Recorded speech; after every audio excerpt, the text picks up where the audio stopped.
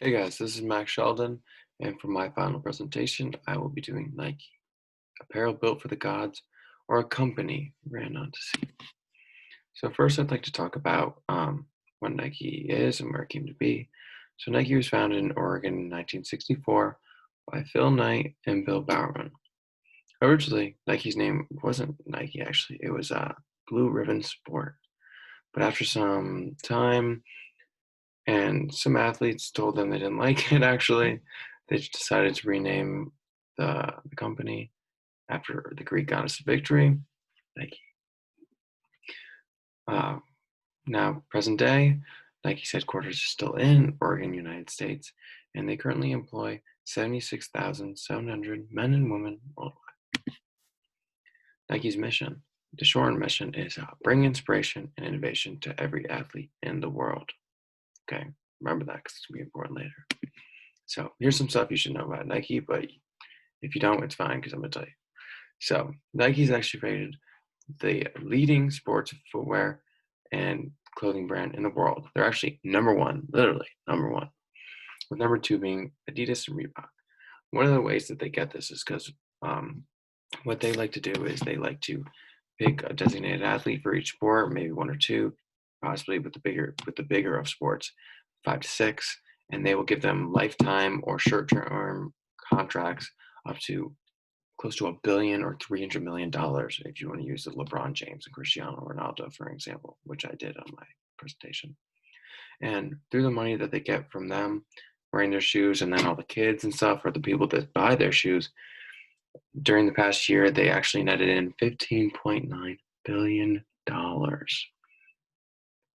So that's just something I feel like is important to know about Nike. But here's what you don't know about Nike and what Nike doesn't like to show people. They've actually taken huge steps backwards. Backwards. An example of a way that they stepped backwards was they actually aren't letting labor rights reformers and labor rights activists into their sweatshops or workplaces anymore because they know that they're not doing the right things in these shops and they're not working the right way. And even not even letting experts and that are supposed to be monitoring the factories that come in, which is a huge problem, I think. Another thing I think you should know, which is really important, is they received a 57%, the decade high for them in their fashion transparency index, which is overall terrible. 57 is a failing. I don't know about you guys, but that's not good. And then another big thing with Nike is they have been trying to push a lot for female empowerment and inclusiveness, but they're actually a main proponent of not including women in commercials, ads, or campaigns. Actually, in 2018, Nike was sued by two former women employees for creating a culture of gender discrimination and sexual harassment. In the map I have shown at the top, you can actually see in the green being some of the HQs or big name spots for the company where they have more top dollar and really highly done facilities, and in the red you have the sweatshops and places where factories are gross and where they're using chemicals that are really bad for both the health of the people working and the health of the people wearing the clothes, us, the people that they're selling to. And I think a big part of this is I'm trying to bring awareness to the people that are working in these sweatshops that are being both overworked and underpaid. So here's what I think we should do. I think we should just don't do it. And in an attempt to show Nike that we will not stand by them and support them doing all these unjust acts and basically war crimes, we should boycott some of the things that they create.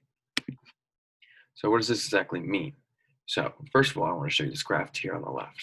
In this graph on the left, you see the revenue times the profit. So as you can see in the blue, that's the exact profit that they're making. They're making almost quadruple times the profit compared to the revenue. And only a small, minute percentage of that is going to the workers. So I think what we should do is no longer pay for a certain subgroup of Nike apparel.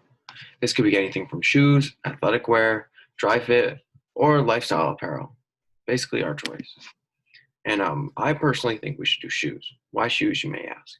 So, looking at the US in total, as you can see in my graph I have shown here, Nike/Jordan apparel, which are the same thing basically, make up to 62% of the US brand share in America. That's over 50% of the people that walk around in America are wearing either a Nike or Jordan brand sneaker. That's a huge percent, and that's so many people. If the same amount of people just boycotted for a little bit shoes, we could easily get results. And then if you also look at the graph I have on the left, you can see that North America actually makes up 44.9% of the income and the profits that Nike gets. So if you mix the 62% that we would now take off if we boycotted their shoes, mixed with the 44% that would then be changed and altered, Nike would have a huge drop, a drastic drop in income and profit. What would that mean, and what would that outcome to?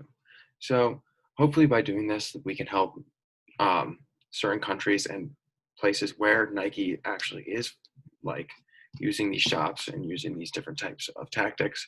We can help people in these places both get equal rights for women and children working in some of these shops, and equal pay in general for people that work in countries from Malaysia to Sudan, and as stated in my graph on the top right, China, Pakistan, and Nigeria, where Nike actually has plants where they're underpaid. Endgame. Our endgame with this is to get equal rights and equal pay for both minorities, sweatshop workers, and women, so that we can help make the world over a better place and try to become a better, well-rounded country, earth, and population. Thank you guys. That is basically everything. But listen, my call to action is help us stick up for these people, because without our help, this is never going to happen. Believe in something, even if it means sacrificing everything. Thank you.